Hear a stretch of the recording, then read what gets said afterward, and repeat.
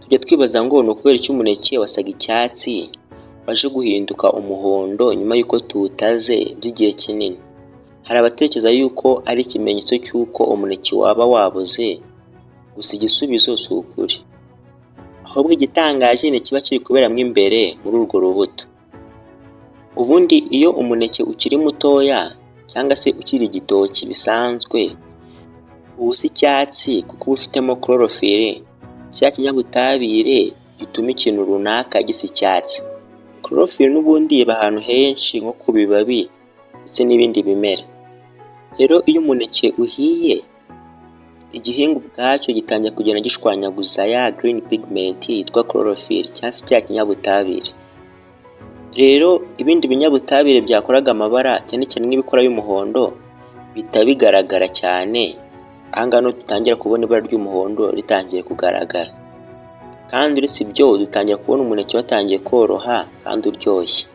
Gusa uko hagenda hashira igihe, aho umuneke nawo utangira kugenda ukora utundi tuntu tumeze nk'utudomo dusa igitaka, ese kandi wakwibaza ngo iki kidutera. Ubundi mu muneke hari ibyo twita enzymes. Imwe muri enzyme ifite umumaro munini niyo bita polyphenol oxidase. Nk'iyo uruhu wenda rw'umuneke rwangiritse, ubwo turavuga kiriya gishishwa cy'inyuma, cyangwa se wenda rukaba rwakaswe, cyangwa se wenda rwashaje, aha ngaha oxygen cyangwa se umwuka duhumeka uvuye mu muyaga urinjira kandi ukinjira muri cells z'urwo rubuto rw'umuneke nyine. Cells ku batari kubyumva ni nk'uturemangingo. Iki gihe rero enzymes zivanga na oxygen yinjiyemo, hanyuma bikaba byakora izindi compounds muri banana cyangwa se muri uwo muneke, zikazihinduramo ibintu bijya gusa nk'icyatsi mu kuntu byijimye, aribyo byita melanin. Twabyita nk'aho ari nk'ibintu by'umukara byaje ku muneke. Iyi melanin ni nayo iba mu ruhu cyane cyane rw'abirabura, rutuma bahora bajya gusa nk'umukara. Ndetse kandi iyi melanin niba no mu musatsi wa muntu, cyane cyane kuri aba ngaba bafite umusatsi usa umukara.